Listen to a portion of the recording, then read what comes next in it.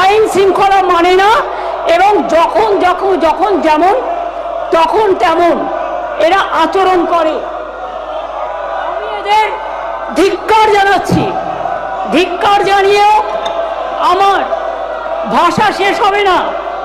আমি এদের ধিক্কার জানাচ্ছি। আমি হাউসের সবার পক্ষ থেকে তীব্র ধিক্কার জানাচ্ছি এবং এরা জেনে শুনেই আমার কথা যাতে মানুষ শুনতে না পারে আমার কণ্ঠরোধ করবার জন্য, তারপরে নিজেদের যেই বলা শেষ হয়ে গেছে সঙ্গে সঙ্গে এটা বাঙালির ইস্যু, এটা বাংলার ইস্যু, আমি বলবই।